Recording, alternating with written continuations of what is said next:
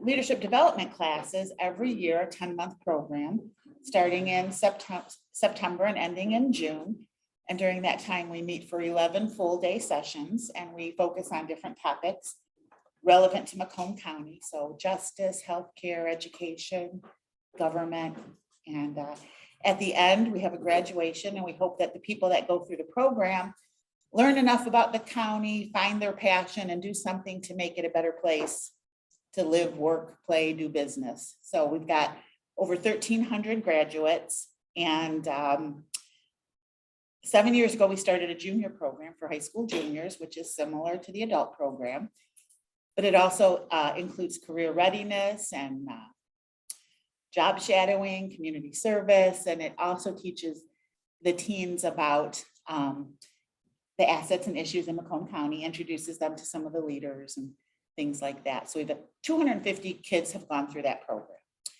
So we're here today because for this year's class, our Government Day session was jam-packed with all kinds of information. And one of the topics that we had on the schedule was the role of the clerk, which is a really important thing because it's a hot topic with the last election and the upcoming election and all that. And we're very, very privileged to have Kim Meltzer, the clerk for Clinton Township, in our class this year. And she had prepared a presentation to do to the class, and we ran out of time. So we couldn't do it. So we really wanted to hear what she had to say. So we thought we'd offer it on a separate day. And Larry Neal from the library was kind enough to let us meet here. And Kim was gracious enough to do the presentation and let us open it up to some more people. So that's why we're here today. It's a smaller group, but it's intimate. What is said here stays here. So feel free to be honest and open, but always respectful. And then we're also, because we're meeting in this beautiful library, we're also very thankful to have Larry Neal, the director of the Clinton-Macomb Library, this one and the new one. And he's going to be kind of sharing an update with us about the libraries. And he will kick us off. But before we start, because it is a small group, I think it would be nice if everybody could just introduce themselves so that Larry and Kim know who's in the audience and you kind of get a feel for who everyone is. So if I can start at this table, please, if you could just say your name, where you're from, that would be great. Sure. I'm Stan Babinski and live over in Washington Township. Wonderful. I'm Karen Jackson. Great, thank you. Gary Kirsch with ITC Holdings, and I had the opportunity to go through the program, the original program as a township supervisor, and also come back when I was with ITC, so I've gone through it twice and was one of the first mentors for the program. Excellent program. Erica DeLange, My Care Health Center, class of 15, Leadership Macomb. Hi, Terry Gibb, MSU Extension and Leadership Macomb Board. Thank you. Sarah Boyle, First State Bank, and I'm a current class member of Leadership Macomb. And Ascension Macomb Local Hospital, current member of Leadership Macomb. Thank you, Kevin. Hi, Commander Jason Eberl with Macomb Sheriff and current member of Leadership Macomb. Liz Thacker with the Sheriff's Office, and I was in the Leadership Macomb just passed in the COVID team. The COVID class, the never-ending class. Tony Corley, Macomb County Clerk. Thank you for being here. Luke Bowen, Macomb County EMS Medical Control, Leadership Macomb 23, which is the 30-month program. Yeah, exactly. Hi, I'm Tammy Patton, and I am Clinton Township, one of the trustees of Clinton Township Board, and I'm also a current class of Leadership. Good morning, John Gallagher, EMS Chief, Clinton Township Fire Department, also a current member of the Leadership. Thank you. Good morning, Kara Fields. I'm with Macomb Community College, and I'm a current in the current class, not the 30 months. I'm Kim Meltzer. I'm in Leadership Macomb, this current one, 24, and also the speaker. Thank you. Hi, everyone. I'm Laura Brosh. I'm with Consumers Energy. I'm the Community Affairs Manager in Macomb and St. Clair County. Just learning a little bit about Leadership Macomb. Hi, Dennis Baker with Christian Financial Credit Union and the 3-month. With Ranger Construction, and I'm in the current class. I'm Scotty from First State Bank, and I'm also part of the 30-month class. I'm just guessing on the number. I know. I know. 5-year plan. I'm a real trustee, and I'm in the current class, and I work commercial finance. Larry Neal, Library Director. I'm in a future class. I'm Julie Peckoff. I work at Leadership Macomb with Karen and Bella, and we just appreciate everybody being here, and Kim for speaking, and Mr. Neal. Good morning, everyone. My name is Isabella Crook. I do the PR and social media for Leadership Macomb. My name is Alvin Thomas, the 30-year program.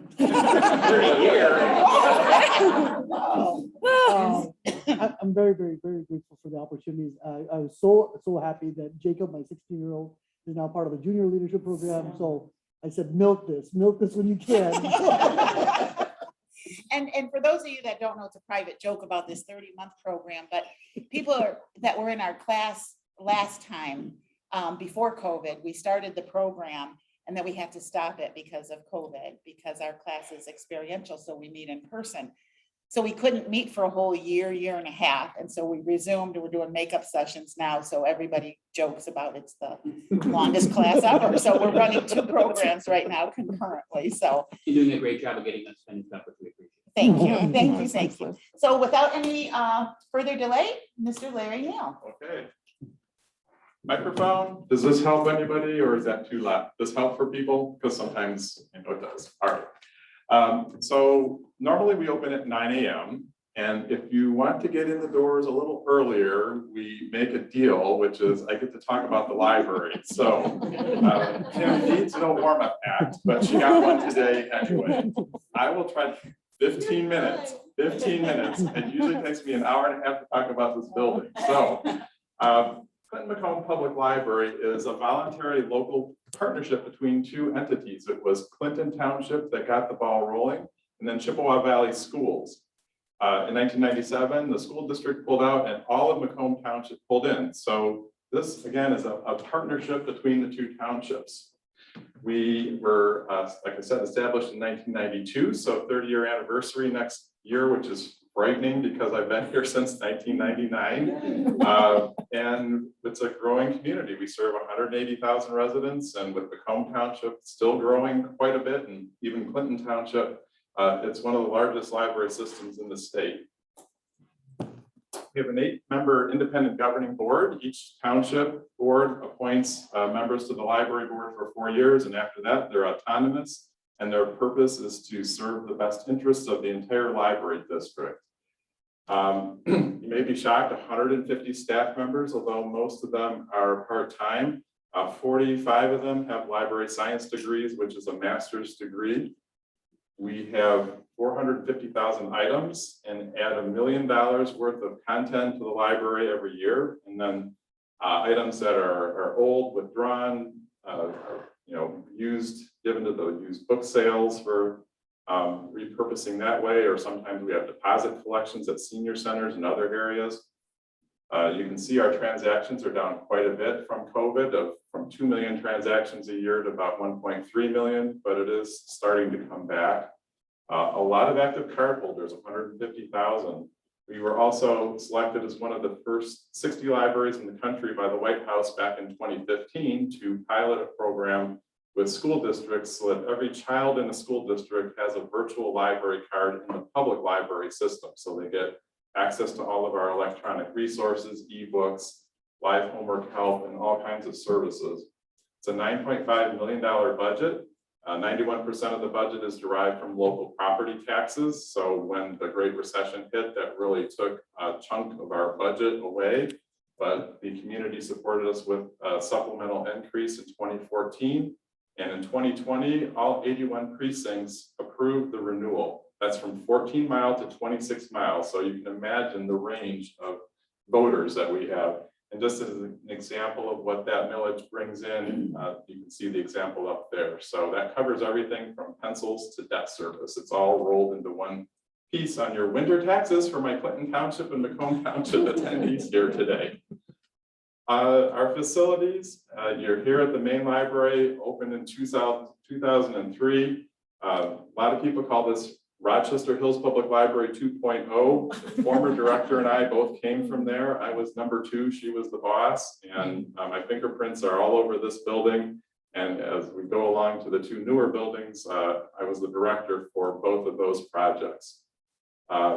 This is 84,000 square feet, 18 years old, still looking pretty good. The library board believes in using high quality materials that hold up over time, and we take care of the assets that the taxpayers have given to us. We got some areas to work on, and that's on the radar for the next 2 years here, but again, you can walk around and see for yourself how we take care of the place. South Branch 2, that's just down the street from where our original building was. That was a leased space that is now an oil change building. After many lives, we were there from 2000 until 2014, but our lease was up. The building 2 blocks down the street came on the market. Abandoned pool hall and video store. Hey, why not turn it into a library? So, and it's a great location for us. It's a really fun part of the community to serve. There's a lot of need there, and it's very satisfying to provide service there. And then North Branch 2, we were up across from Lutheran High North in a lease building that was a medical building that we built out for our lease space. Never designed to be a library building. It worked for us from 2001 until this year, but Macomb Township deserved and needed a larger facility, and that's what I'm going to talk about today. We call it the North Branch, but I've labeled it North Branch 2. So where is it? Just south of 25 Mile Road, east of Romeo Plank in the Macomb Township Center. There's a really nice Township Hall building there. Parks and Rec building is very well known, and then Suburban Ice is at the corner up there at 25 Mile. Look one direction, there's a farm. Look the other direction, there are subdivisions popping up. What goes into a library? I've been a library director for 15 years. I've been involved nationally. I had some opportunities to travel internationally, and everywhere I go into the library. You never want to go on vacation with me because you're going to be dragged to every public library, driving, train, whatever it takes to get there. So I've had this giant idea file everywhere from our South Branch with a drive-up window to Colorado. You can see marketed merchandise materials. And down below, there are libraries in the Netherlands and Denmark in particular. There were some really fun things. My favorite was this library down on the far right, where they had 2 entrances, and they run the 5K for the downtown area through the library, so you can bring in new people. And it's on my radar for the new building. We'll see that in a minute.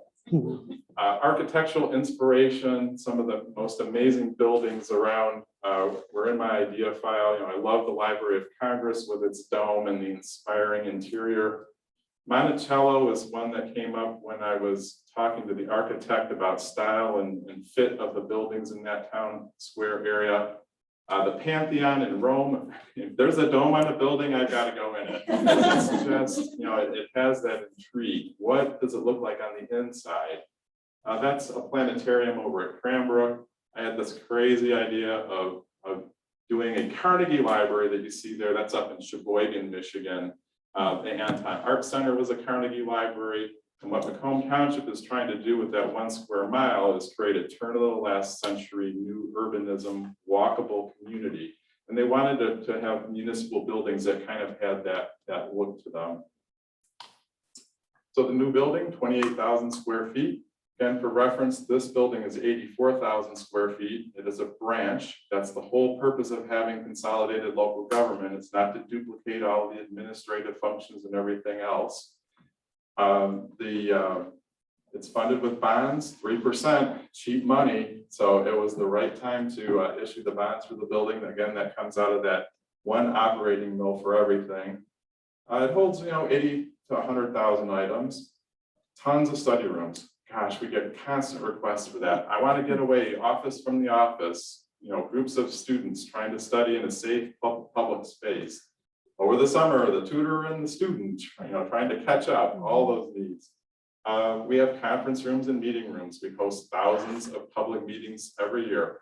We've already charged you on your taxes. We're not going to ding you again. So for nonprofit organizations, governmental functions, we make our meeting rooms available free of charge. And full building generator. I'm such a believer in the library as the center point for emergency preparedness. So if the grid goes down again, we have another incident, heaven forbid, in the county, we're actually a closed point of dispensing for the health department. And we did an exercise with first responders so that we could help dispense that medication in case of terrorist, anthrax, etc. Geothermal, because we want to be environmentally responsible and sustainable for the long run.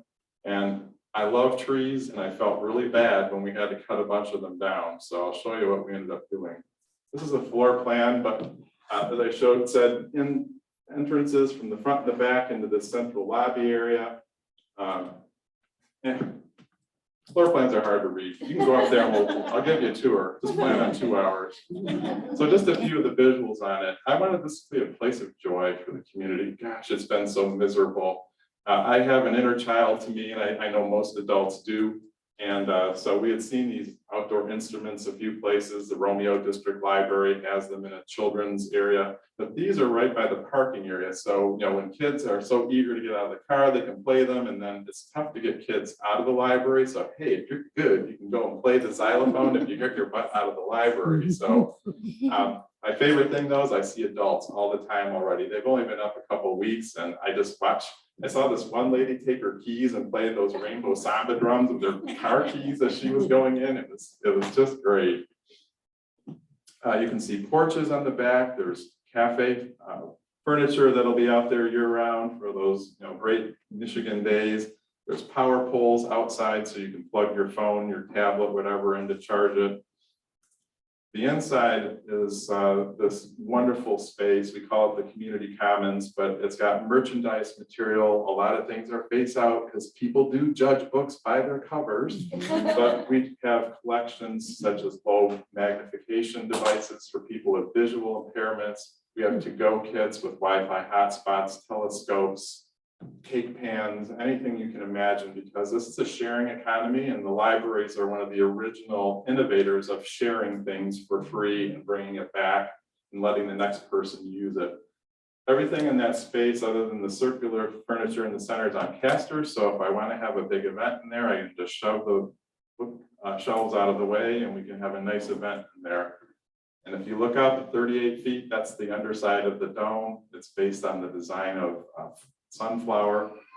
It's pretty amazing space. Plus we had to get height. We were only 28,000 and town hall is 51,000 on 2 stories. Parks and Rec is 100,000. So we couldn't look like a shrimp compared to the other municipal buildings. This is looking north down the main hallway. So yes, we do have books and a great early literacy area for young children. There's an alphabet whirligig that the Mount Clemens Rotary just donated. Children turn the wheel, they see the alphabet going. You look in the mirror, there's the American Sign Language equivalent of each letter behind it. And there's even Braille on the front. And then it has panels as you go down, highlighting wetland habitats because we wanted to connect people with the importance of clean water. And we're on the McBride Drain, which then feeds into the Clinton River into Lake St. Clair. So to help inspire children about the interest in habitat, clean water, and then have fun with it as well. When you get to the other end, this is the adult reading room area. It's clear story, so it looks like 2 stories, but it's really not. And then you have these fun sort of globe lights that you can see from 25 Mile Road, and great views and windows on 3 sides.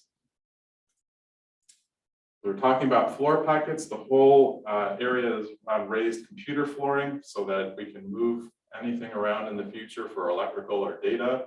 And it's the return air plenum. And then it also gave us the opportunity to drop things into the floor for display. So this is a time capsule. I hate time capsules because I'm not going to be around when the things are open. So this one you can actually look in and see stuff from 2021. And then there is still something hidden in there for the future that will be open in 50 years. In Denmark, I saw this inside-outside table. I just thought it was the most hilarious thing. It's probably some Danish humor, but so this is in our teen area. It weighs 2.5 tons, all 6 pieces together, but half of it's inside, half of it's out in the courtyard. So, we tell you to go outside and play, then you can just go around and sit on the table and still do the same thing.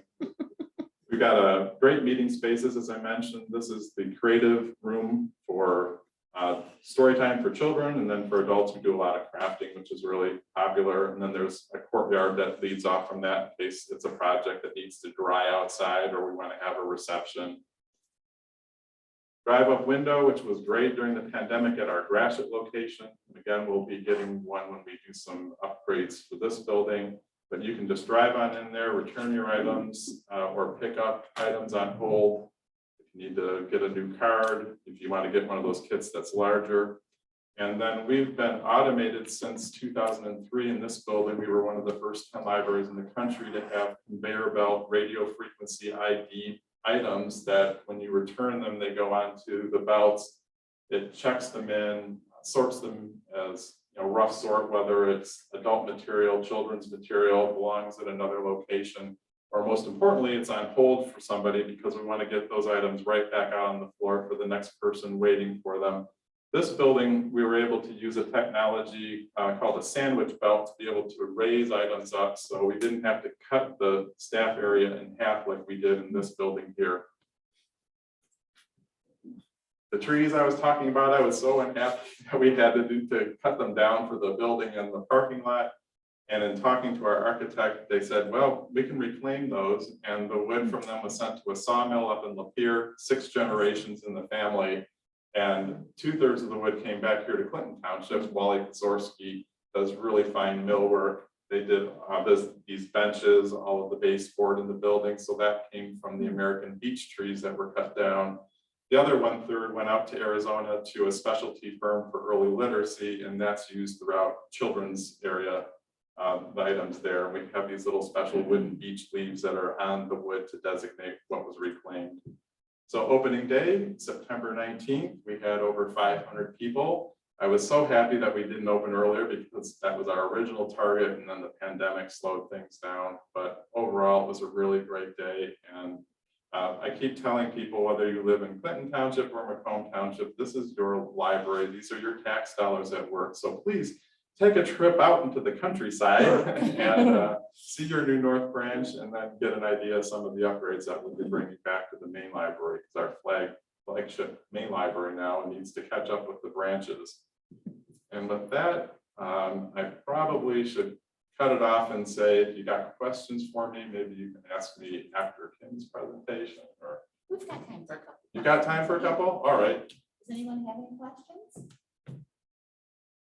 I just want to make a comment that when this library was decided, our supervisor, Robert Cannon, was instrumental in really pushing this, and both he and his wife and the library committee, they really had an uphill battle because there was a lot of resistance in the public because they thought that books were a thing of the past because of technology. And when I think about what you have done, Larry, here to integrate technology with books, I think it answers those concerns that people had about spending tax dollars on something they thought was a thing of the past. Well, books are not a thing of the past, and they are so important in not only our children's lives, but in our lives as we grow.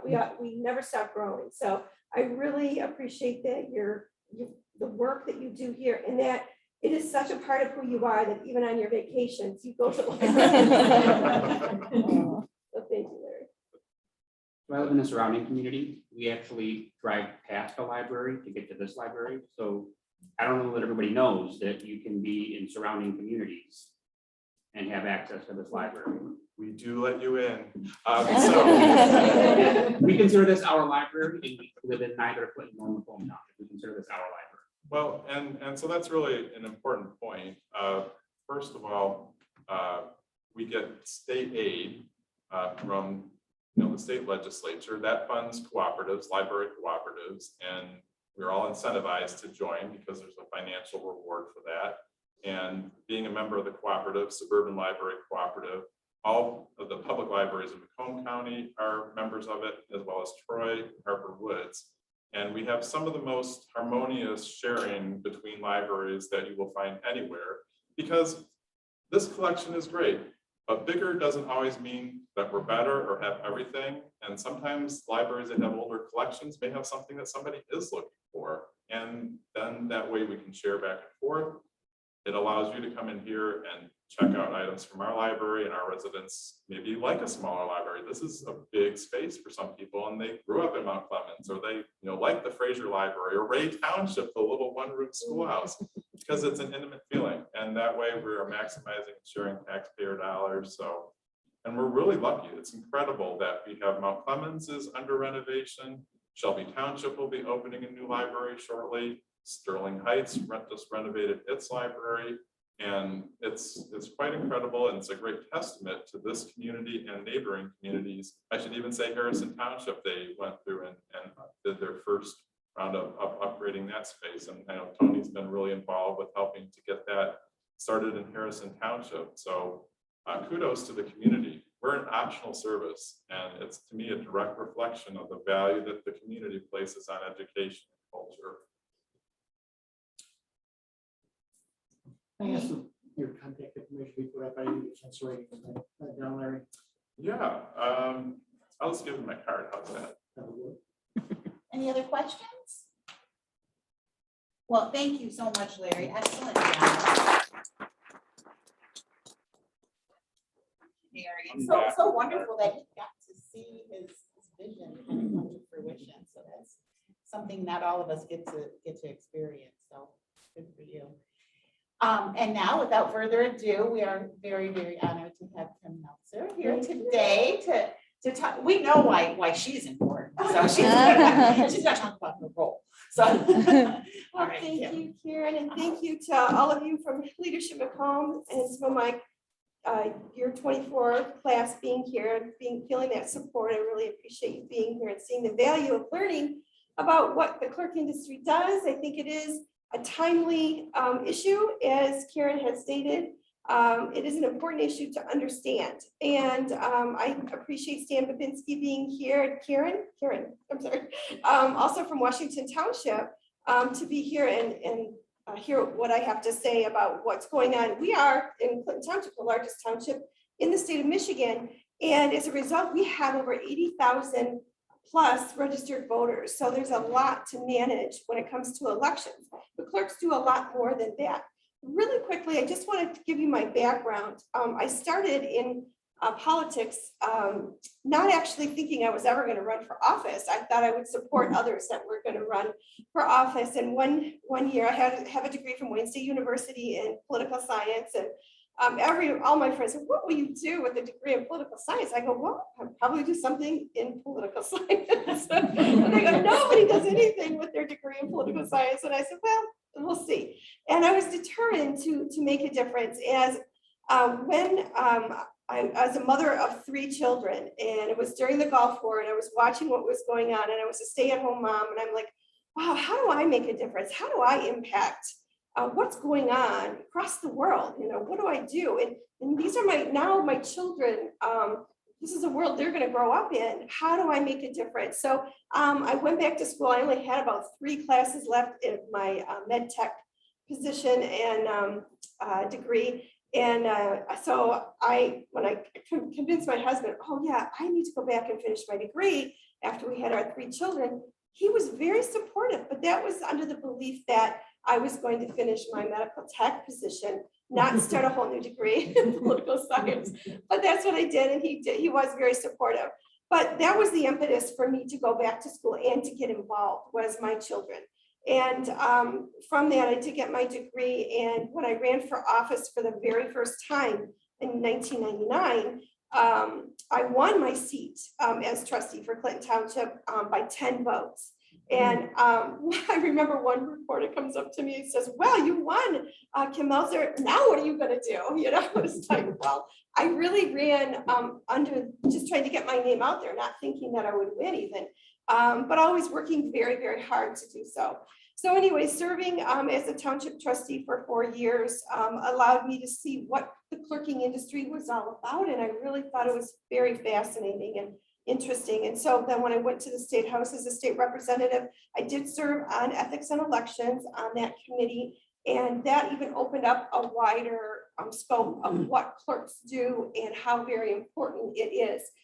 When I came back from the State House, I ran for office here, and I've been serving for the clerk of Clinton Township for 10 years. So I am very excited to be involved in this industry. It evolves very, very much. And I like that too. It's very challenging. I like things to change. So I'm not afraid of change, although it is kind of scary, but it's also really exhilarating as well. So let me just tell you why clerks are important. And you probably know clerks have been under fire for the 2020 election. It had a lot to do with the media. It had a lot to do with misunderstanding of really what clerks' roles are, especially as the elections directors. So let me just, and I will say, there's the reason I have this in my hand is because I don't want to forget to ask if all of you will become election workers for the gubernatorial election. This PowerPoint presentation, I realize isn't my latest and greatest one. It was, I don't know if this is the next slide. I think it is.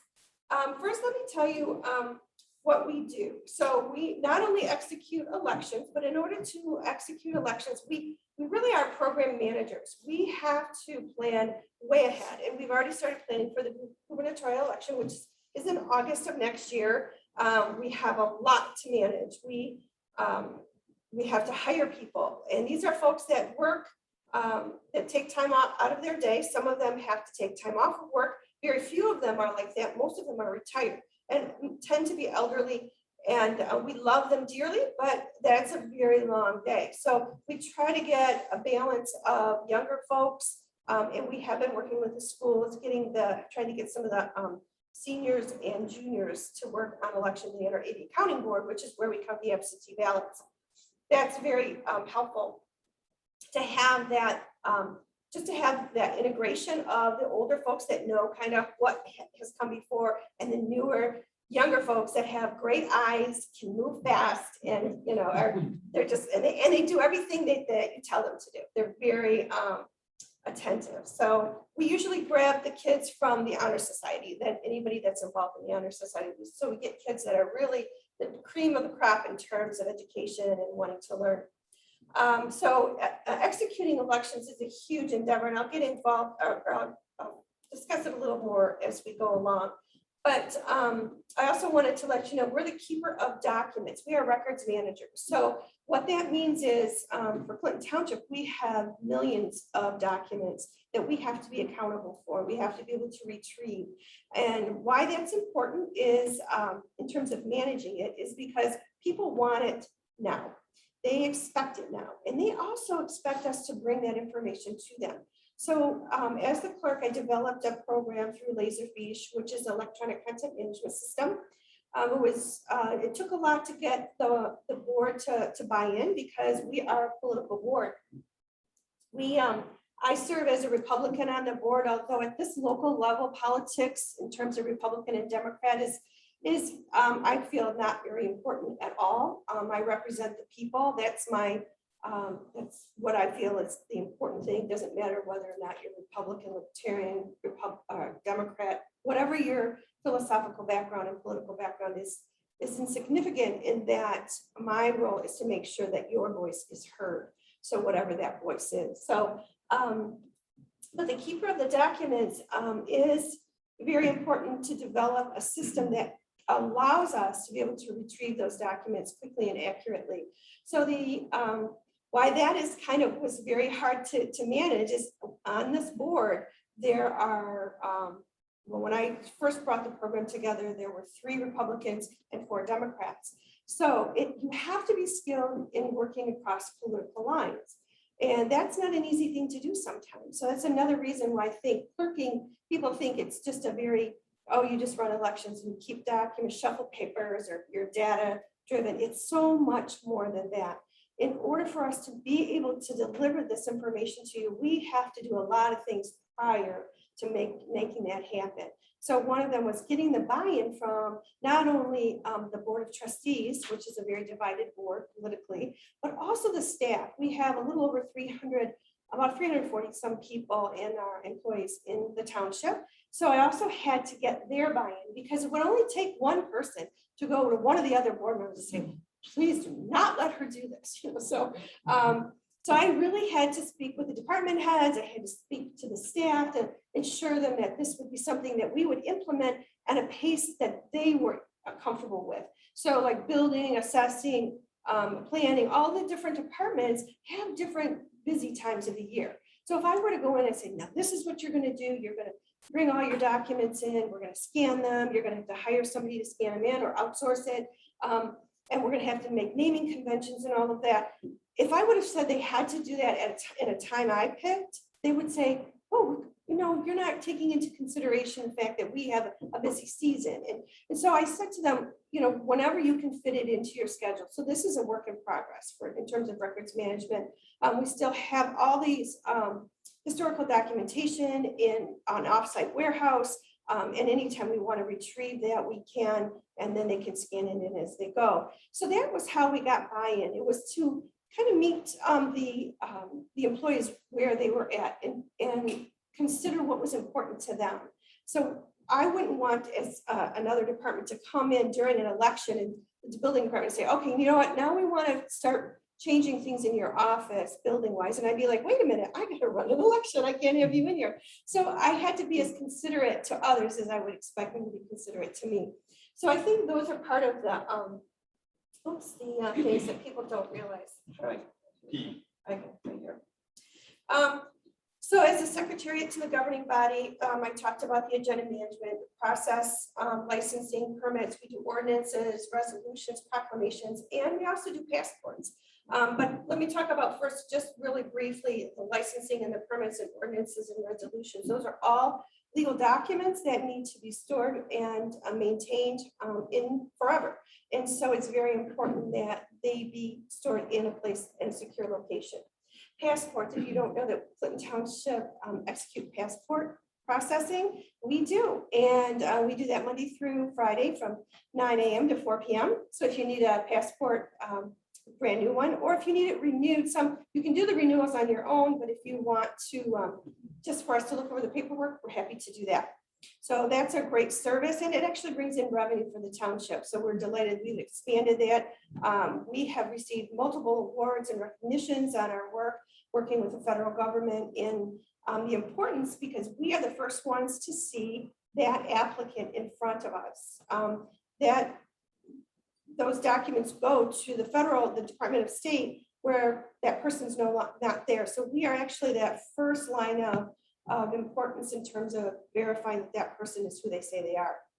So that's another thing. We lobby the legislature for bills that comply with ballot initiatives and public concern. So a ballot initiative that just was passed was in 2018, proposal number 3. That in part was a big problem for the that was the first implementation opportunity for us to implement that proposal. So as a result, we had so much coming down from the Bureau of Elections, the Secretary of State, of what we had to do to comply with that new law, that that objective was one thing, and then we on the front lines, the clerks having to implement it was quite another. So it was very, hi, how are you, Julie? Julie's here. Julie is also from the 24 class. We just, the Prop 3 created another part of that, I guess, issue with this year's, or with the 2020 election. So a lot of people don't understand that it changed quite a bit in terms of how we process elections. But we do, right now I serve on a committee, it's the Michigan Association of Municipal Clerks. And part of what we do is lobby the legislature on bills that we want to see passed that will help us to implement those new processes. So we need to, so in 2018, the ballot initiative went into place, but none of the processes that allow us to implement it were passed. So we were really struggling. So I'll talk about that in a second, but we have 4 elections per year according to election law. Presently, clerks are trying to reduce that to 3 elections a year. So we hold the one in March, but that's just the one that happens only once every 4 years. That's for the presidential primary. And then we have one in May and August. August is the regular primary for the presidential and the gubernatorial election. And then November is the general election. Clerks are both elected and appointed. I am an elected official. So during the most busy election every 4 years, I am also running for office. It's an incredibly difficult task, but nonetheless one that I've grown to know how to do. So Many clerks, though, like in cities, are appointed, although the city of Detroit is an elected clerk. But then there's the city of Sterling Heights is an appointed clerk. And so there's different variations. And as a result, there's different, and when I hire people that might have come from another clerk office, I say, okay, now you came from a clerk in a city or a small community where they were appointed. Now you are actually working for a clerk that's been elected. That's a whole different ball of wax. And so I explained to them, when you guys do good, I get the credit. When you guys do bad, I take the credit. So I said, it's a two-way street, but that's how it works in when you're an elected clerk. So there is, I mean, I could never do what I do without my staff. I have an incredible staff. That's not an easy thing to have either, because it's a very niche market. Very hard to draw people into this industry and stay there. So I'm very blessed. Clinton Township is very blessed to have the clerk's office that we have. So the census that we just had, and also the redistricting, that we play a big role in that as well. Because now we have to establish what's called street indexing. We have to reassign where those households are within those districts. And it's a huge undertaking. When I first became elected, that was right after the census, and we had to go ahead and redo the redistricting, which I'd never done before. But it took us about 4 months to get that job done. And now, as you probably know, if you're keeping up with the redistricting, they still haven't finalized those maps. And Tony probably knows a little about that. And it's very concerning for us as clerks, because we have to get those street indexes in place so that we know which ballots to send to the voters. So it should have been done already, but it isn't. And so it's really going to be crunch time for us. So those are very important things that we have to accomplish as clerks. And those are complicated things. And a lot of people just don't understand it. The ballot initiatives and the impact on the clerks, I kind of talked about that, but I really wanted to go back to, because I wanted to tell you there were 8 voting policies in the Michigan Constitution. 4 of them were already in state statute. So I don't know if you can read this, probably didn't pick the best, putting it in black, but a secret ballot, Michigan has a secret ballot requirement. A lot of folks don't understand that, especially this past election. I've gotten lots of calls and people will say, you know, how did I vote for my, I want you to tell me how I voted in the election, in the presidential election. And I go, I'm sorry, but I could never tell you that. Well, yes, you have my ballot, right? And I said, yeah, we have your ballot if you voted. Well, I want to know how I voted. I want you to tell me. And I said, we have a secret ballot. And when you vote, you have a ballot. And at the top of that ballot is a stub with a number. And that identifies who you are up until the time you vote. Then one is taken off and it's put into the tabulator. So now that ballot, we don't know who that ballot belongs to, because Michigan requires a secret ballot. So that's one thing a lot of people didn't know about, but that's always been in our state statute. Military and overseas voting, that's been was in our state statute as well. Within it had to, ballots had to be available for anybody from military to overseas for 45 days from the election. The auditing of election results, you hear about that a lot. Forensic audits or auditing of elections, that's already in the state statute. You can audit our elections, and the Secretary of State does that anyway. That's a random audit though, but so what the folks that are really interested in forensic audits, they want to be able to recount ballots is probably what they most likely think, but they don't really know what they're asking for, because I'll ask for more detail and they can't really articulate. And then register to vote by the mail deadline, that used to be 30 days, and then straight ticket voting, the reason I have it in gray, kind of grayish, is because for one election, the legislature eliminated straight ticket voting for one election, but prior to that, we always had the option in Michigan to vote straight ticket, and now it is all of these other items, including the ones I just mentioned, and then the no reason absentee voting, automatic voter registration, same day voter registration, which every clerk hates, and then register to vote in person deadline of 14 days. That is, those provisions were new. But all of these provisions that I just mentioned are now in the state constitution. So that ballot initiative tied these changes to the state constitution, which makes it very difficult to undo them.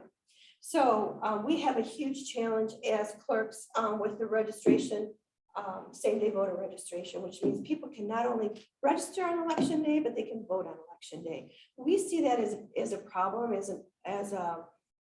especially living in a border. If you live in a border community, could you vote in the state of Ohio, register, come in, cross the border, register in Michigan, and then also vote in Michigan? And why that particular issue matters, it doesn't really matter in small elections, local elections, because no one's going to cross the border to vote in a school board election.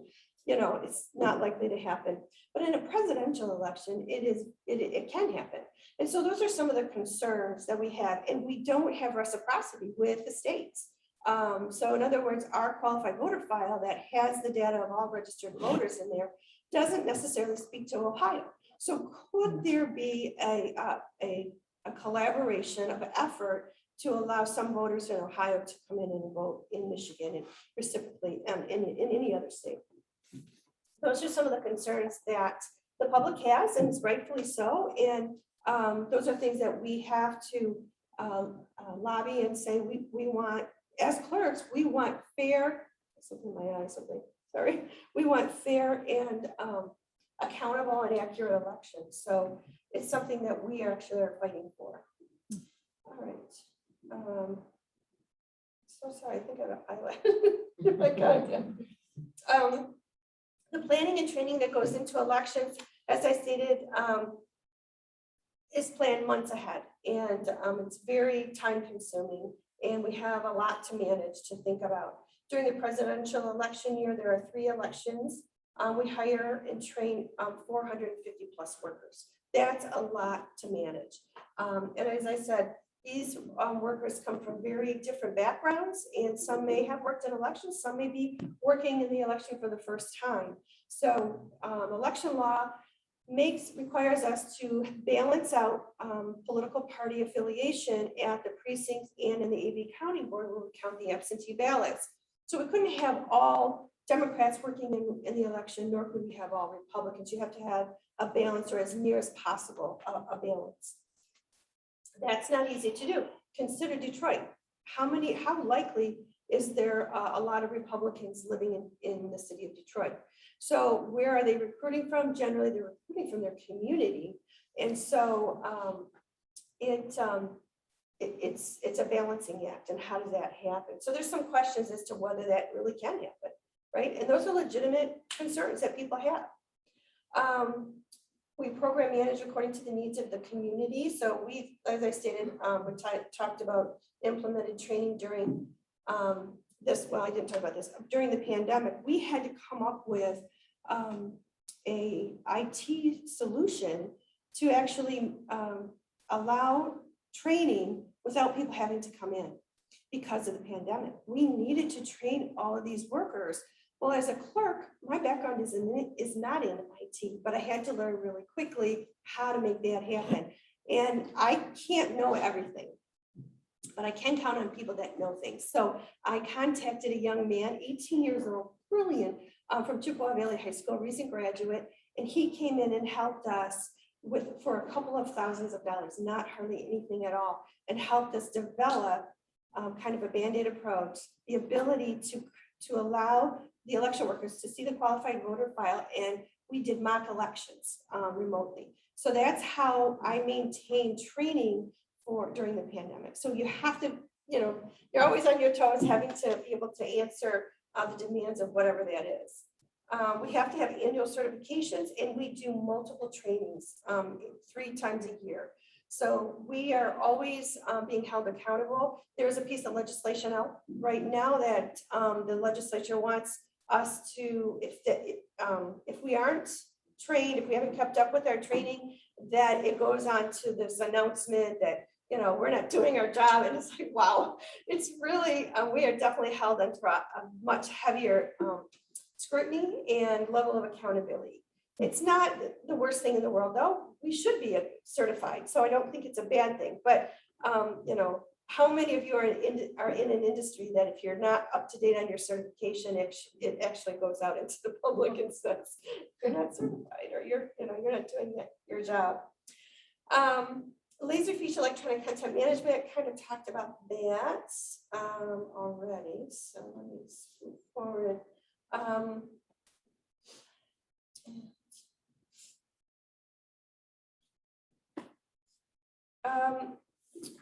So we talked about the agenda management system. Well, I'm sorry, that was electronic content. There's another agenda management system, which is now electronic. We used to get it in paper form. That's our board meeting minutes and our board meeting agendas and all of that. And we have to keep that available for the public because they do review that. And now we also videotape those meetings. So it makes it easy for the public actually to go to a specific item on the agenda and listen to what took place. We're required for legal notices, and we maintain and uphold processes in accordance to the Open Meetings Act. We have ethics policies that we have to abide by and process those, again, licenses, permits, ordinances, and so on, all under strict guidelines. I kind of talked about this already. MAMC, which is the Michigan Association of Municipal Clerks, that enhances and encourages the professional development and standing of the municipal clerks industry. So again, we talked about the Proposition 3. I'm sorry, this PowerPoint is not the one that I had actually designed. It was early in its generation, so I didn't. I'm kind of talking over something, so I apologize. But I want to talk about fraud in elections, or is it human error? I just want to say, since the beginning of the elections, there has always been an element of fraud. However, policies over the years have made it difficult for widespread fraud to take place. In Michigan, we are the most decentralized, us and Wisconsin are the most decentralized states in terms of election execution. And what that means is we have over 1,500 city and township clerks that execute elections on election day. It would be very hard to get all of those communities to collaborate and want to execute fraud, widespread fraud. So I don't believe Michigan has a problem of any widespread fraud. There is fraud in elections though. And if you filled out your grandmother's or your mom's or your parents' ballot and submitted it for them, you committed election fraud, because it is not okay for you to fill out anybody else's ballot. But I do know a lot of people do it and admittingly do so when they bring it to the clerk's office, and I'll say, you know what, this signature does not match the same. Oh, well, that's my mom's signature, but I just did it for her because she has Alzheimer's and she's 90 years old and she can't do it, so I did it for her. And I'm like, oh, well, then you just admitted to election fraud. But people don't realize it. They don't take it serious enough. So they are cracking down. The AG's office is cracking down on election fraud because the public has said, we want elections of integrity. We do not want election fraud. But people don't necessarily see that it's a problem to vote for their parents. Now, the widespread election fraud that you've been listening to on the news about the machines in Michigan, I don't believe that took place.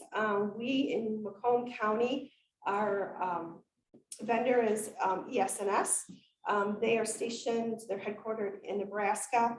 And we have to go through testing on an annual basis to make sure that we have the latest updated system so that it's working properly on election day. So I totally trust our election source and systems vending operations and those processes. And I do think that we have had secure elections in the state of Michigan. And for Clinton Township, I believe wholeheartedly we have not had a widespread implementation of fraud. Now, I cannot speak for any other community, but for Clinton Township, I am 100% confident that the elections went off without any interference of fraud on a wide basis. So as I said, if you voted for your grandparents or elderly parents, ballots for them, you have committed voter fraud. But that doesn't mean we have a wide system. And that, I guess what I want to do is, and then finally, I also want to encourage any and all of you to work for your community or another community as an election worker. And you can be a challenger, a poll challenger or a poll watcher, but that's not the same as actually working the election and being an election inspector. We will train you to be an election inspector. We pay you for the training, and we also pay you for that day. Now, it's probably not as much as you're worth, but you do get money to work on election day, some up to $500 for the day, but you're working a minimum of 14 hours. So it's a long day, but what's so important about it and why you should do it is because you get to learn the process of elections. And so that when you're listening to the media and you're listening to people from another state, which their election law doesn't even comply with what Michigan does, and they basically paint with a very broad brush the policies nationwide that really don't affect individual states. And so you would know that, you would learn that that isn't necessarily correct information that the media is putting out there, especially if you're watching cable news stations. They get their information widespread. It isn't specific to the state of Michigan. And so when they say there's election fraud, then it may not be in Michigan. It may not be in Clinton Township, but they generalize. And so you have to be very watchful of that. But there's no way you can know the intricacies of an election if you've never worked one. So I encourage you all to apply wherever we'd love to have you in Clinton Township. But if whatever community you live in, it would be great for you to work as an election worker on that day. You might have to take time off of work, but it's well worth it. So I encourage you. So with that, I guess I would like to take questions if you have any about elections. How many employees work in the clerk's office in Clinton Township? Right now we have 6 that are, and we have a temp that comes in occasionally to help out. Yes. I'm just curious, why are some clerks appointed and why are some elected? It has to do with the bylaws of that community, but also generally townships in the state of Michigan are all elected. Cities are almost all appointed, but like there's an exception of the city of Detroit that is an elected position. And there's other cities that have elected clerks. I believe Southfield does also have an elected clerk, but it's all dependent on the bylaws of your community. Yes, Julie. So you mentioned that there's 6 employees and working for the clerk. What happens if the clerk changes? Do those employees stay and work for the new one? Yes. Yes, except for the deputy. The deputy is an appointed position by the elected clerk. And so that person may or may not stay in that position. They are an at-will employee. They're not part of civil service, nor are they a union represented employee. But all the other workers in the clerk's office are union or civil service represented. So they wouldn't necessarily leave if the clerk is voted out of office. Good question. Yes, Tam. I know you guys don't like the same day registration with voting. I understand why. What about the straight party ticket? I mean, I know that has raised concerns as well over, even though it's usually the primary, but what do you do about that? Well, we don't do anything other than comply, but we have to comply with whatever the law states. But the same day voter, or I'm sorry, not same day, the straight ticket voting allows the voter to just fill in one oval. So it makes it easier for people to vote, if along party lines. But if you have a philosophy that says, I don't want to vote a party and I liken it to this. I have been married for 36 years to the same man and I love him dearly, but we don't agree on everything. I don't do everything he says, and nor does he do everything I say. So here's a political party that I don't believe could possibly represent every possible issue that I hold near and dear to me and what I want from my family and my community. So I choose to mix my, my choices. So I I never pick a straight ticket party, Well, but that's an option if you want to do that. I guess I'm not referring to more so the general, but more so the primary, where you only had a choice of one party or another. It wasn't, you could have just did an over and made a choice. Where, you know you know which one I'm speaking of? So yeah, Like yeah. where you only had that option, and I know working with the election that people were irate about it. Like, Yes. I want to be able to choose different candidates. I don't want to just do Democrat or just Republican. How do you get that changed? That would be a change at the legislature, but I'm very skeptical that would ever change. Not every state has that set up. Some states require you to declare a party. Michigan does not require you to declare a political party, but they do look at that information, and that is foiable information, and they will be able to tell what party affiliation you see yourself with. And at the time, when people vote and they say, but I'm not a Democrat or a Republican. And I say, I understand that. Picking that one of those sides doesn't mean that you're a Republican or a Democrat. It's just that this is the race you're choosing to vote in. And that's how you narrow down the candidates in a Michigan election. So, but some communities or some states are different. Yes.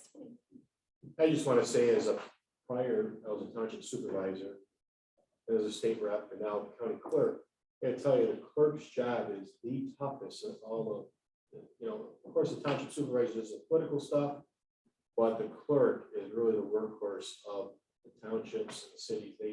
They do an unbelievable amount of work, and during election time, the pressure is just, I don't know how you get it done, but kudos to you. Great clerk here. Thank you. So she raised a very good question for me. Let's say I do choose on the top straight ticket, Republican or Democrat, but I do mix and match down below. Do you go by what's indicated on the top, or do you? So both, actually. So the machine, the tabulator is programmed to look at both those choices. So if you pick one particular party, then everything on the partisan ticket, and remember, there's other nonpartisan choices in some cases, that doesn't affect that. But on any of the, on any of the political choices, it would pick, let's say you pick Democrat, it would pick all Democrat, unless you crossed over and picked a Republican for any particular race or a multitude of races. Then on that particular race or races, that Democrat straight ticket would not qualify, and that Republican choice would be chosen. But it'll still keep all the Democratic choices that you didn't cross over. Yes, yeah. But again, we're speaking general, not primary, right? Because primary weeds that If out. a primary, if you were to cross over in a primary, your ballot wouldn't count at all. So that's the problem, so. Wait, say that again, at a In primary? the primary, that's what I was trying to differentiate.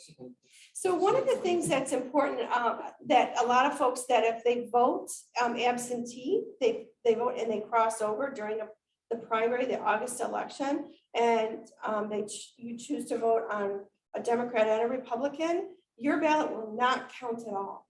And a lot of folks don't realize that, and there's no way we can fix that for them, because those ballots don't open up until election day, and it's too late then. So that's why during a primary, it's better to go to the polls and vote in person, because if you make a mistake on your ballot, the machine will kick it back out, and then you'll get a second chance to vote the proper ballot so that your ballot will count.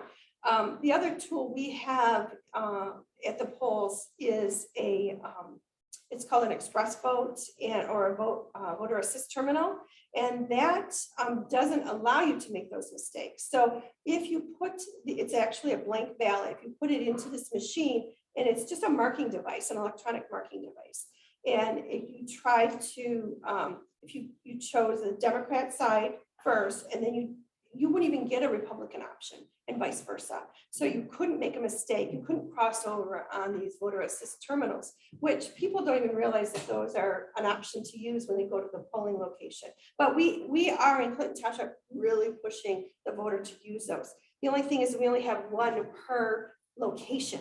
So we have 46 precincts, but 25 voting locations, and we only have one machine. So during the last election, it was just a school election. We just pushed the VAT machines, and we had 7 at each precinct because we could consolidate that down to 3 precincts because it wasn't a state or federal election. So they allow us to consolidate. So the 7 elections from the Fraser School Board election in Clinton Township, we could reduce to 3. And so that allowed us to use all those extra voter assist terminals at the precincts. We could have 7 at each one. So we primarily just had VAT ballots for that election, which was nice. But we couldn't do that for a gubernatorial election or even a presidential election unless we bought a lot more of them. And they're about $2,500 each. And so it's extremely expensive to use those digital marking devices. But that would solve our problem when it came to a primary, an August primary, in terms of your restriction of voting across party lines. So you spoke of these machines, and then, you know, when you do listen to cable news, the machines are the problem because they're hooked up to the internet. So are your machines hooked up to the internet? No, and so the VAT is just an electronic marking device. So when you go into that ballot booth and you have a pen and you fill it out, all this VAT machine does is it does it electronically for you. It doesn't tabulate your records. You still have to take that ballot out of the voter assist terminal that you've already marked, take it over to the tabulator and put it into there. That is the machine that counts your votes. And that is not hooked up to the internet. The electronic poll books that processes the voters, that is also not hooked up to the internet. Some argue that it could be, but we have special things that we put in place and to make sure that that doesn't happen and that it can't happen. And I don't really like to go into all of those details because I don't want people to try to circumvent that, right? So, but we do in Clinton Township a very good job to make sure that our machines are not hooked to the internet. The tabulator, however, once that information is tallied at the end of the night, there is election law that allows for it to be modemed over, which is an electronic transfer of that data information to the county. Now, Tony, who just had to leave, he didn't allow for that in the last election. He wanted the clerks to bring all that data, download it on the USB drives and carry it over to the county, which was fine, but it meant the election results came out a lot slower. In other words, during a gubernatorial or presidential election, the public is going to be like, where are the election results? You know, and we as clerks are under a lot of pressure to get that information, take it sent over to the county as soon as possible, because we are criticized based on the timing of when we deliver that information. But that said, I tell my staff, the timing of these election results is not important to us. What's important is the accuracy of the election results. If we push ourselves and rush through this, there could be more errors. It's already hard enough on a 27-hour day to get it right without any mistakes. So we try not to listen to that pressure, but nonetheless, it is pulsating. It's out there. So it is hard. Yes, Tammy. Oh, let me ask if you had a follow-up, or did I not answer your question? So just so my dad does absentee and I don't help him. I just sit there and make sure they did it right. But I Okay. don't like doing anything. Yeah, you made sure you did it right. Well, just like he always is like, what line do I sign on to? You know, that type of thing. Okay, and that's okay. So, but anyhow, so how do you know that? So let's say dad turns that in and then dad goes the same day or goes on election day to vote. How do you know? Because you're not opening up those absentee till the day of, right? Is that one of your sides? Right, but we receive those absentee ballots once your father drops it off in one of our 5 drop boxes that are under surveillance and only on government property.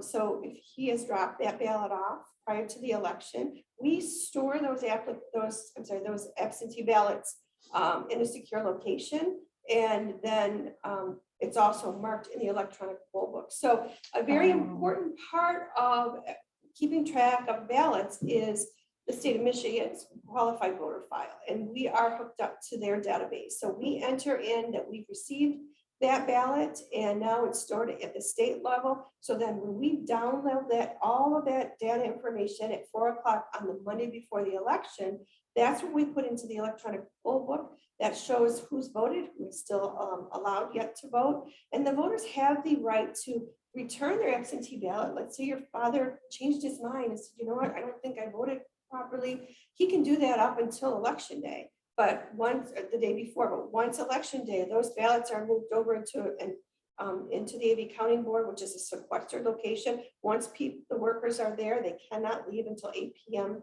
At night. And they're not allowed to have their cell phones, so there's no communication with the public at all. So that's another challenge to get people to even want to work. And then, well, I have to have my cell phone. I'm like, well, we will in an emergency allow communication, but we monitor that and we will make the communication for them.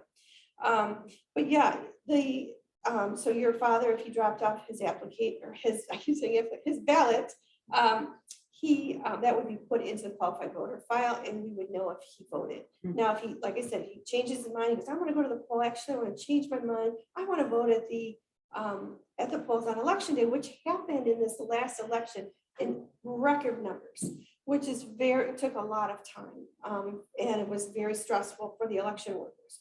So he would submit his unopened ballot to us. They would have to call the clerk's office, letting us know that this person wants to spoil that ballot. We would put it spoiled in the qualified voter, which would then allow a ballot to be issued so that he could vote in person.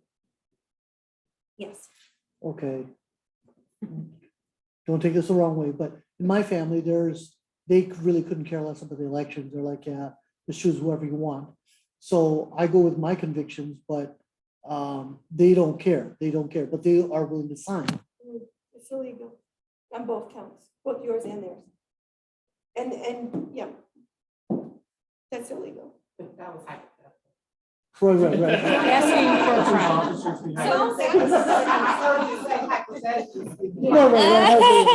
First I called, said, don't take this the wrong way, but you're hypothetical. Right.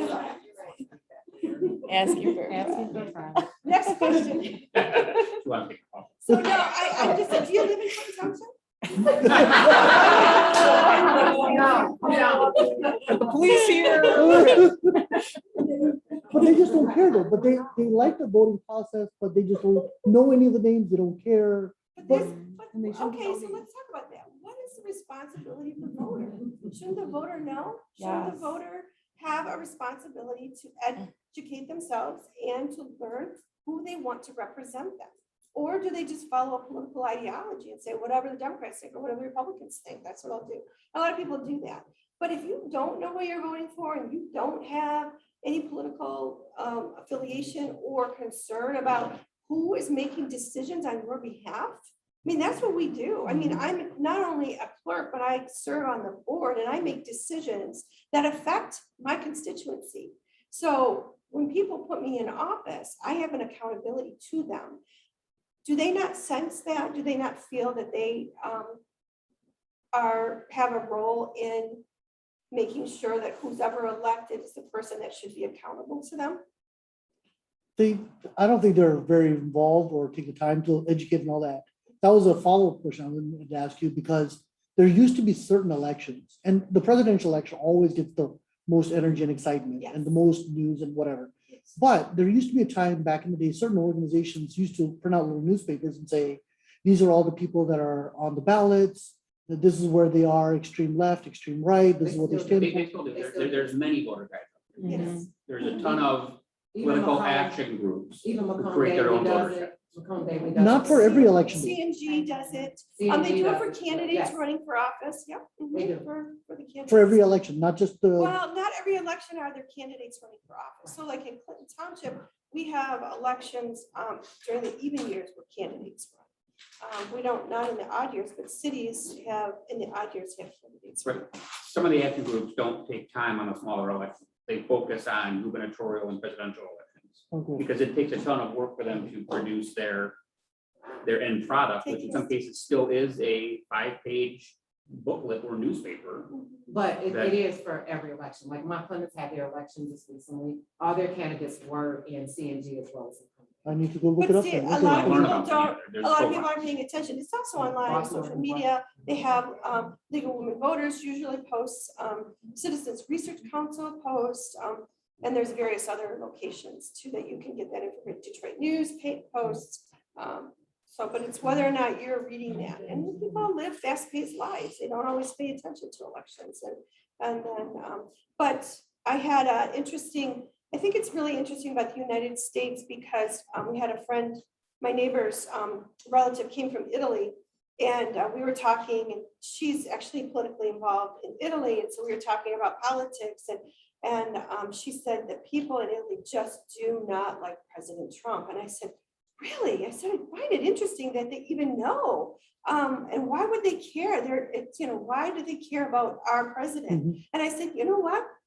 I said, do you know what I think of your president in Italy? And she said, no. And I go, I don't know either, because I don't even know who it is. Oh, there you go. Because the media doesn't bring that Italian government issues to a US, but all of US issues are plastered all worldwide. And so we have issues of people that wanted to vote, or not issues, we have people that wanted to vote in this past election that had never voted in US elections before. They haven't even lived in the US for more than 25 years, but they are US citizens, so they have a right to vote in any election that's posted in the last community that they lived in. And I had a really interesting one, a woman from Canada. She hadn't been in the US for like 28 years. She had 4 children. All 4 of them now can vote, right? They've never lived in the US. They may have visited, I don't know, but she was born and raised in the US. And because she is a US citizen, her children became US citizens through naturalization. But they are not impacted in any way directly by US policy. But she called and said, I want a ballot, and I want a ballot for all my children. And I guess what? I legally am bound to give that to her. Personally, I thought, wow, that's amazing that 4 of those people, and I could see her wanting to vote. She was born and raised here. And so I can kind of see a connection, even though it's been 28 years, but her kid's not. And she even was willing and admitted that. So, oh, no, we don't go back there. But we care about this election and we want to vote. And Are they also voting in Canada? Huh? They're I also send them an voting- absentee ballot. But I'm saying they're also voting in Canadian I elections? don't know. I have no idea. I have no idea. Well, if they have I'm dual guessing citizenship, they are. if they have dual citizenship, They but can. I don't know, but what I'm trying to, I guess, what I'm trying to point out is that so much of the world was focused on this last election. It's just unprecedented by every standard. So the media played a huge role in how people think and how, how angry even people outside of our country are like calling him angry. And I'm like, I just don't get why you're so angry. I don't get it, but Okay, since you brought that up, and this is the elephant in the room. But I start off by saying, it's just a hypothetical. So we've heard in the media so much, last election, there was a lot of fraud. Why are people saying that? Where would you, as someone that's inside of this, where would they come up with that allegation from? I think the media. That's it, just media. And the lack of understanding of how elections work. So there's no truth to it whatsoever, zero. Like I said, I can only speak for Clinton Township. There was no widespread election fraud in Clinton Township, absolutely not. I would bet my life on it. But you have to So- understand that. But what happens in other communities, what happens in other states, I'm not accountable for. But the media definitely played a role in, messaging fraud. So, but that's why I'm glad you're all here. I really appreciate it. That's why I'm talking about elections. It's very important. And the best way to really understand how elections work is to become an election worker. You will see how busy of a day it is. And you'll talk to other people, or you'll be able to point out, are these weaknesses in the chain of custody? Are these weaknesses in the integrity of the election process? Now you have a say in it because you understand it. But somebody that has no idea, even a judge that was on one of the networks was talking about election law as in Colorado, but not identifying it as Colorado's election law. It didn't apply to Michigan at all. But that wasn't the message. And I'm like, wow, this is just, it's hurtful to the people that really don't understand. Yes. Kim, what are your thoughts on the whole ID, showing ID when you vote? People are saying, oh, they shouldn't have to show ID. That, and then was it true that ballots were mailed out to everybody, even though people didn't request ballots? So ballots in the state of Michigan were not mailed out to everybody, even though they didn't request them. That was your question. So what happened though, what was mailed out to every voter, every registered voter, was the application for an absentee ballot. That was, and that is in contrary to Michigan election law. But they did it under the executive order because of COVID. So that's how that was able to be done. It was later ruled that that was unconstitutional. So, but the bell had already been rung, right? So people had already gotten their ballots and so on. So that's kind of how that happened. And then what was your first question? About showing ID. Oh, voter ID. I personally feel that it's important to show voter ID. It's all part of the election integrity process. And I do believe that people have access to that ID. And you can get free state ID.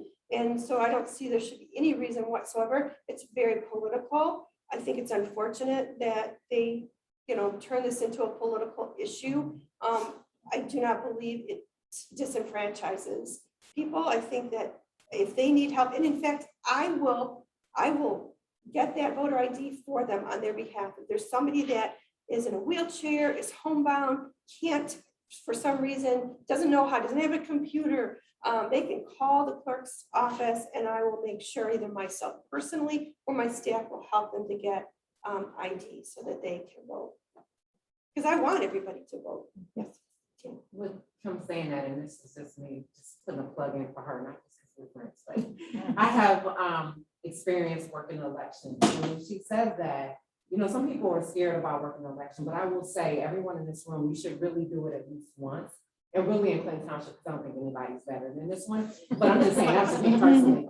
But Kim and her staff have done a phenomenal job. And when I say phenomenal, I mean phenomenal to the point that I've always been a participant in voting, because that's how I was raised. So, but it was my son, my oldest son, that started working the elections first. And just like that, he went from Election worker to a chair, yeah, because of his ethics and his ethical his work ethic.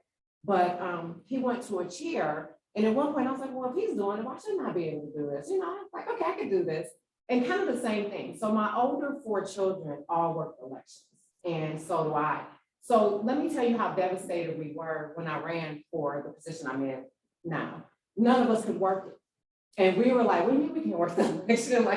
And I understood me, but then the kids were like, well, we've always worked election. We honestly enjoy working, and we love to get together after the election. We all, we come to my home, which is right across the street from there, so it doesn't matter. But we come to my home and we talk about our experiences, the people that come in. And I mean, we can go on to 1 or 2 o'clock in the morning, where I'm going to bed. I know you guys have been together for a while. So we enjoy it, and the experience and learning. And I think that's the biggest part, is learning the election process. And the best way to do that is start as an election worker. It might seem intimidating to people, and I'm always recruiting people, and Kim knows that. So when I decided to run for trustee, and I needed people, boots on the ground for me, I realized how many people I have recruited for Kim, because they needed to work the election. I'm like, but I need you at the polls, but she needed them there. So I'm always recruiting people because I know the importance of it. It's a great day. To me, it's a fun day.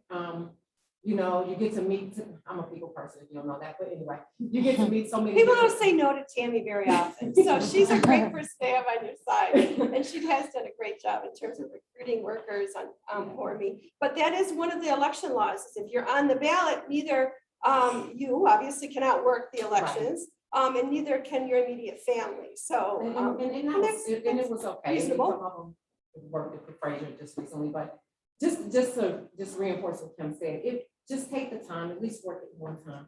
I mean, you will find it just empowering, you really will, and you will absolutely enjoy it. I don't think it's one person I've recruited or have had in there that says, oh, I'm not doing this again. In fact, they're like, okay, they're recruiting other people. So it's important. And we do have, generations, like my daughter started when she was 17, my oldest son is 29. So, and then my now 16-year-old is coming in to get ready to start the process now too. But there are generations, and there are elderly people, and I treat everybody the same. So even as a chair or whatever, super chair, whatever they call it, but even as a chair, I treat him the same. So whereas even people my age go, hey, can you get him off of there? He's taking too long. I'm like, no, he's got to learn. He wants to learn. He's here. It might have been their first time working, but I take that same time. And the line might be backed up at the door, but guess what? Now he feels good about, I learned how to work the system. So also being patient with your workers as well. And other people. So, Can I but yeah, just- at least do it once. I just want to say one thing, because I don't know how much time we have left, but I think we probably have to wrap things up. But one of the things, I know we talked about voter fraud and a little bit about human error, but I didn't really go into detail. I want to give you an example of what happened at the last election, the 2020 election. We had a county commissioner run for office and lost by 216 votes. That person asked for a recount. So recounts are conducted by the county. There's corporation counsel, there's both political parties that are there observing, watching, there's challengers that are there. So based on what he requested to be recounted, certain number of precincts, we pull those out of security. We're allowed to cut the seals, and all the political entities and legal entities are observing what we're doing. And then the counting starts again, the recount. Well, what happened on this particular, this is why I want to emphasize that human error is a big part of election difficulties and problems. And business processes are always being updated based on these human errors. So what happened at the night of the election in 2020 was we count ballots in batches of 100. And so when those ballots are run through the high-speed tabulator to be counted, they're done so in 100 batches, and then they're put aside. They're rubber banded or they're clipped, and then that's how they're put in a precinct, sealed precinct container that's been approved. That's also there's a lot of security that goes involved in securing those ballots. And then those ballots are put into that secure box. And that's where they're stored unless they're called back open through a FOIA or, in this case, a recount. So these ballots were recounted.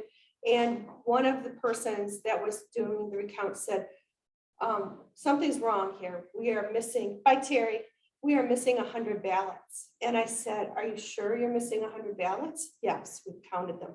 I said, okay, I can tell you right away I knew what had happened. So on election night, we have 46 of those big secure boxes that we put the ballots in, all lined up on the benches, right? And some of those lids are opened into the next box, right? And so what I concluded happened, because it was 100 ballots, it wasn't 27 ballots or 43 ballots, or 82 ballots, it was 100. I knew with complete confidence that somebody that worked that night after working 27 hours took those 100 ballots and put it in the wrong tin. So this voter or this candidate, as you can imagine, said, this is voter fraud. And right away I said, this is not voter fraud. This is human error. And so I asked Corporation Counsel and I asked the political parties, can we open up all these other tins and get that 100? I guarantee you those 100 ballots are in another one of those boxes. And they said, no. And I said, I went to the voter or the candidate and I said, listen to me, just let me explain this to you. I said, you lost by 216 votes. Even if every single 100 of those ballots were in your favor, which is not likely, you still would lose by 116 votes. So it's not going to change the outcome of the election. Oh, we're going to file a lawsuit. We're very upset. I go, I understand. But how about we do this? How about we change the law? Because what if he had lost by 10 votes? Now, the law doesn't allow for human error to be rectified, to be fixed. And I think that is so wrong. So right now we're working on a ballot initiative, or not initiative, a ballot to, legislation to change that law. But we have to be careful because allowing these boxes to be open, could create another, problem, right? So we have to be very careful. But when there's human error involved, in this case, the outcome would not have changed. But I had to go think about it further and say, what if he had only lost by 10 votes? And we were missing 100 ballots. That could have swayed the election, but they wouldn't allow us to open those other boxes. So in this case, it worked out okay, in terms of, but we have to change the law. Yes. Wait, change the law to what? To allow you to open? So in that case, to find those other 100 ballots. So the law says you can't open it up. No, it's only whatever he paid for to be recounted. So if he had said, I want to recount all of the precincts, then we would have found it wouldn't have been an issue. But we couldn't open those other ones. And somebody put those 100 ballots into the wrong tin, into the tin that wasn't part of his recount. Oh, interesting. Mhm. It is. That's what I'm saying. You learn those things when you're working. You learn those things when you get to see someone like you. You can hear what I'm saying. I still don't get to see recount, you know? Oh, one more question. So you said you recruit high school students to help with Yes. workers. What age? They're, actually, we can go as low as 14, but Really? on election day, 16, 17, and 18-year-olds Okay. that are in the honor society. We usually draw from that pool of people. And we have 5 school districts in Clinton Township. And the 2 districts that participate the most are Lance Cruz and Chippewa Valley. So we get a lot of kids, and they can only work 10 hours. They can't work, or no, 8 hours. 8. It's 8 hours, yeah, 8 hours. So we start some of them early, and then, we have to stagger that. But we love having the young kids help out because they have a lot of energy. They listen very well, and they're very energetic and want to help. Yes. Are you seeing in Michigan or in other states any efforts towards like automating some of the processes to reduce the human error? Or is it more valuable to have people involved, to your point of having young kids learn about the election process or any age group? The thing that the clerks statewide want is we want more time. It is really critical for us to have more time. The New York Times did a big video on me during the election. I couldn't believe it. And they asked one of the questions, would you rather have more money or more time? I go, we need more time. We don't need more money. We need more time. Because they were saying, well, do you want to use machines? No, just give us more time to open these ballots. Don't let us wait until election day to have to open. In large communities like Clinton Township, it's a very difficult process to manage opening securely and accurately all of those ballots without something going wrong. Case in point, what I said with those 100 ballots that were put into another tin. People were exhausted and they just thought, and they might not have looked carefully enough. Well, that could cost somebody their election, their candidacy. And that's a tragedy, in my opinion, and it's not necessary. We can fix that. But we do need more time. Other states do allow the ballots to be tallied or to be processed, I should say, not tallied. They're processed so that if you come in, like say 10 days before the election, you can put your ballot actually into the tabulator. Now it's been counted, but you don't get to the machine is not programmed to give results. So, because that's the big concern is, well, wait a minute, what if somebody on the inside can figure out what the results are, pass it on to somebody else, to these big organizations, and so on. So that is a concern, but right now we have the ability to do that now as clerks. We have been sworn an oath to uphold the integrity of the elections. So I think that we should be allowed to do our jobs. I think it's a culture change too, because on big elections, presidential especially, my TV comes on at about 8 p.m. Right, because that's society. Yeah. My TV comes on at 8 p.m. and I have in the past stayed up until 5 o'clock in the morning watching returns. That's a cultural change that we need to. It would be a huge process, but explain to people nobody's going to report anything until 8 a.m. the next day. That would take the pressure off of you. I know, but I'm saying if it did, that would take a tremendous amount of pressure off of you. If we could tally the ballots 10 days prior to election day, that would take off. Then we would be able to give those results a lot earlier and still secure the secrecy of the ballot and the integrity of the count. And we definitely, as clerks, we're lobbying the legislature on that. And so that's another part of being a clerk. That's what I have to go to Lansing, or now I've been Zooming, which is, I'm grateful for that ability. It saves me a trip to Lansing. But Once that stops, then we go to Lansing once a month and maybe 2 or 3 times a month, because we have to go in front of committee and say, this is what we need. But it's very hard when people don't understand what clerks do, what we are, how important it is, our work is done. And yet then we have the legislature who's very partisan. They prioritize their politics over what is important in elections and how we can deliver those accurate and integrity election day processes. As long as you could secure the results, I don't care how early you, to me, that just makes sense. But again, as long as those results are secure, because you're right, if it leaked out that, Right. if it leaked out that there's already 3,000 votes for, that would be a huge problem. Because But you're right. you can Go program back the to machines rules. not to give those results. And so, and you can program processes that would show if that was tampered with. And so you could do that. Again, kudos to you, Kim. And it is training for election workers, so don't feel like you wouldn't be trained. They do, like she said earlier, there's training and they have to learn to do it a little differently because of COVID, but the training is valuable. And I'm not saying all the time, but the last few times we've done the elections,